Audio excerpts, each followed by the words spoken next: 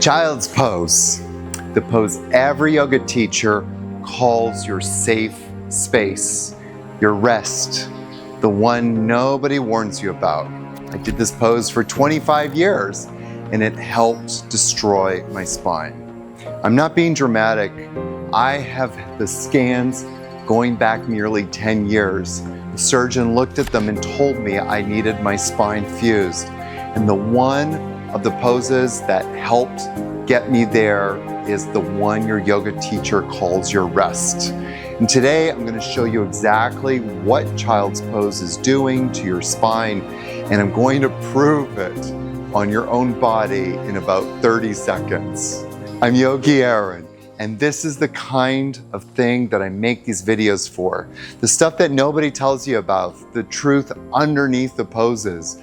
I've been teaching yoga for more than 30 years, and for most of that time, I taught child's pose just like everyone else, until I started actually testing what was happening in the body.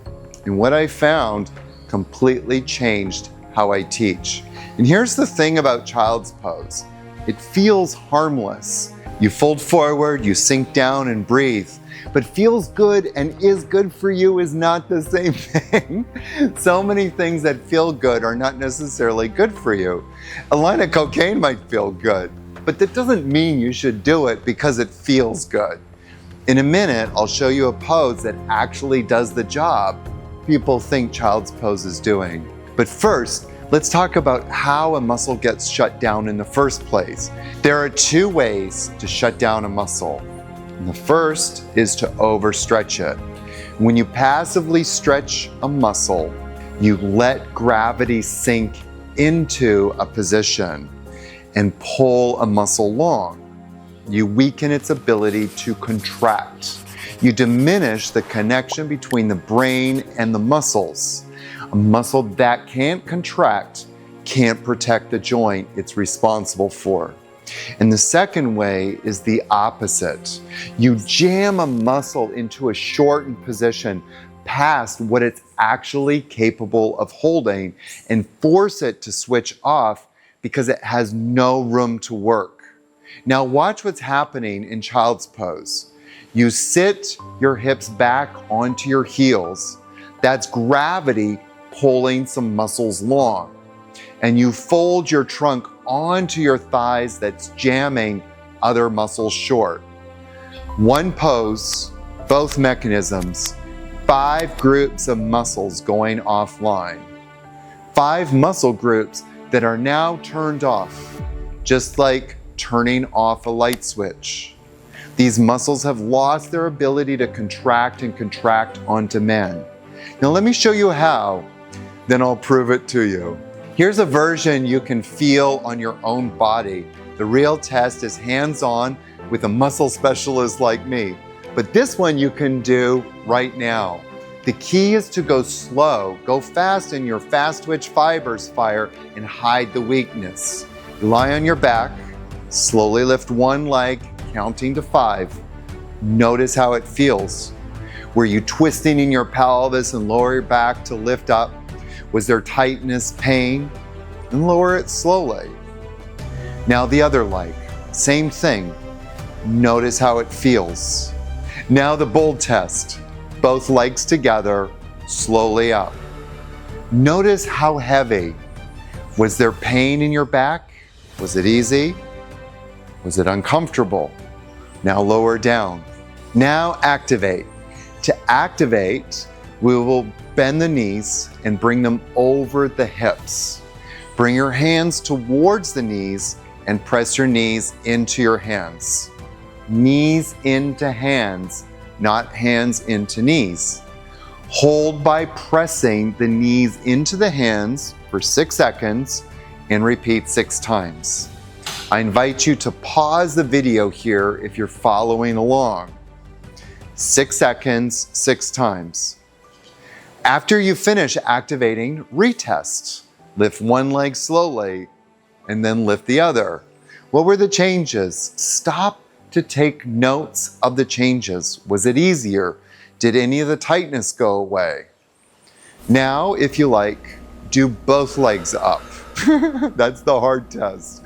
How did it go? Was it lighter? Easier? Now child's pose. I want you to do the last child's pose hopefully you'll ever do. Sink down, hold it for 30 seconds to 1 minute, and then repeat the leg lift. Slowly. Remember, if your lower back hurts, stop and lower down. That ache is child's pose, having shut off your core. What else did you notice? Was it heavier? Most people feel it right away. Activation woke up the muscles. Child's pose shut them back down. That's not rest. That's a shutdown. And here's why it matters for your spine. When your core and hip flexors are firing, they lift your legs and your back stays quiet. No pain, even if you normally have back pain. Child's pose shuts those muscles down. So your lower back is forced to take over the job.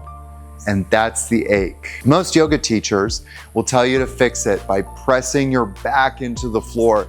And that's the worst thing you can do. You're training your spine to carry a load it was not built for. So let's go through the 5 muscle groups child's pose shuts down and why your spine ends up paying the price for every one. Muscle 1 is your glutes. And when you sit back on your heels in child's pose, you're using gravity to sink into your hips and your seat. And your glutes get pulled long and switched off. Now understand what your glutes actually are. Your glutes are the shock absorbers of your body. They're the suspension system. Every step you take, every time you bend, lift, garden, carry groceries, your glutes are supposed to absorb that load. And when they're switched off, that load doesn't disappear. It drops somewhere else. Your lower back, your knees. So the most restful pose in your practice is quietly shutting down your suspension system. Muscle 2, your lower back muscles. In child's pose, your spine rounds forward into a deep flexion, which by the way is how you're sitting all day long, and then coming to yoga and doing the same thing. Your lower back muscles get stretched long. And here's what nobody else talks about. Those muscles do not need to be lengthened, they need to shorten in order to function. Look at how you sit in a chair all day. Now look at child's pose. There's almost no difference. When you spend your whole life rounding that spine forward, yoga is supposed to be the place you do the opposite of what you do in life. You're supposed to get the spine stronger. Instead, in child's pose, you're rehearsing the exact habit that's weakening you. Muscle 3, your hamstrings. With your knees folded and your hips sunk back, your hamstrings get drawn into a passive, lengthened position too. A little overstretched, but it adds up. 3 muscle groups, hold long, switched off, just from sinking down. Now let's flip it. Muscle 4, your psoas and hip flexors. So your psoas is your primary hip flexor and is one of the most important muscles you have, next to the glutes. Lower back stability, the health of your knees, the health of your hips. It stabilizes your pelvis. In child's pose, you fold your trunk all the way down onto your thighs. You're cramming your psoas into a shortened position, past what it can actually hold under control. And when you force a muscle to shorten beyond its capacity, it shuts off. This is the part that breaks people's brains. They come to me. I call this guy Stiff Biff, the stiff yoga students who struggle in every pose. And Stiff Biff folds into child's pose and feels pain right here in front of the hips. He points to it and the teacher says, "Your hips are tight. Stretch them out."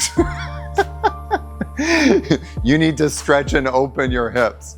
His hip flexors are not tight. His psoas can't contract properly. It's not too short, it's too weak. And stretching a weak muscle is the worst thing you can do to it. And then the fifth muscle, your deep core muscles, which include your trunk flexors. Same mechanism. When you collapse your trunk down, the deep flexors of your core, the muscles that are supposed to hold you up from the inside, get jammed into a slumped, shortened position where they can't fire. And there's another detail almost nobody notices when you're folded up in child's pose. You actually can't breathe. Your diaphragm is compressed. Your core can't engage. So there it is. 5 muscle groups, 2 mechanisms.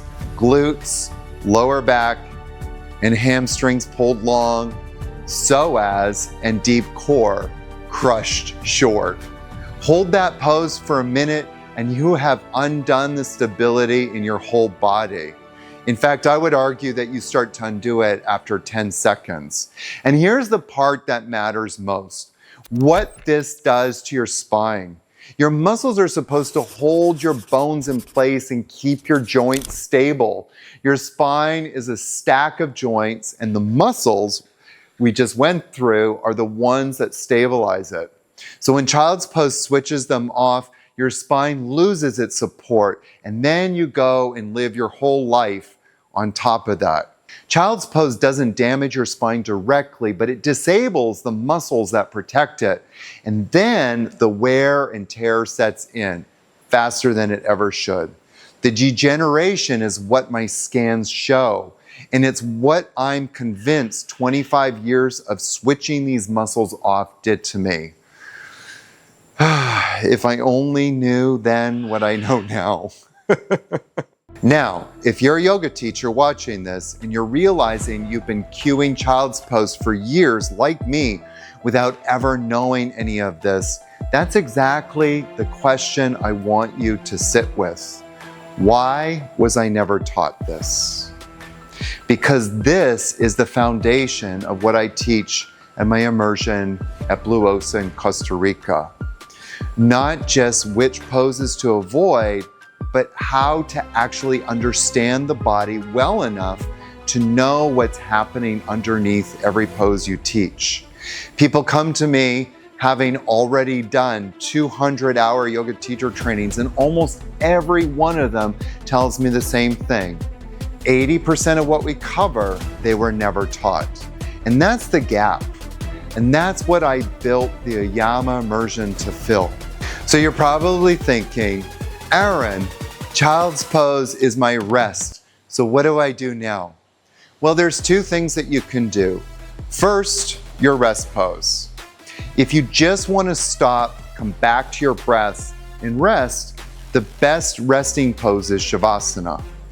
And my personal favorite is crocodile pose, belly down, forehead resting on your hands. Why crocodile? Because lying down on your belly naturally puts you back into deep diaphragmatic breathing, real rest without shutting off your muscles. And second, we wake up the back muscles.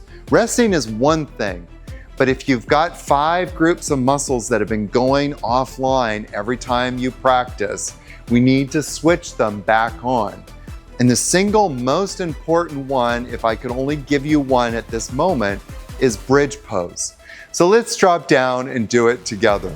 So instead of doing child's pose, come and do bridge pose. So come onto your back, bring your arms to the sides. Now, in the beginning, just feel your glutes really squeezing and engaging. Maybe lift a little bit off the floor, press down into the heels of your feet. Very good. Squeeze the glutes and then come on down. Squeeze the glutes and come on up and hold. 1, 2, 3, 4. Are you squeezing? And 6. And come on down. And then come on up again. And hold and really start to squeeze the glutes. If you've got back pain and you're doing child's pose for back pain, this is going to help. Child's pose is going to do bupkis for getting rid of your back pain. Come on down. And let's do it again. Last one. Come on up. And squeeze the glutes. And holding 2, 3, 4. Press down into the heels. Lift your toes up a little bit. Come up a little bit higher. 5 and 6. And come on down. And that's bridge pose. 6 seconds, 6 reps. That's the minimum your nervous system needs to reestablish the connection between your brain and your muscles. That right there is your suspension system coming back online. This is the opposite of child's pose. Child's pose switches off the glutes. Bridge pose switches the glutes back on. Bridge pose is one piece. There's a full sequence, the activations that switch all 5 of these muscle groups back on in the right order. I've put the starting point together in a free Ayama starter kit and the links in the description below. That's the first taste of how I actually teach this. And if it lands, and if you feel your body starting to change, it's exactly what we go deep on when you come and train with me. Because yes, I run trainings for the people who want to take this all the way. But start with the starter kit. If you've been practicing for years, your body still doesn't feel right, that's where I'd begin with you. And before you go, if you've made it all the way to this point, I sincerely thank you. I don't want to take your time lightly. I want to hear from you. Did you try the test? Did you slowly lift your leg, hold child's pose, lift again?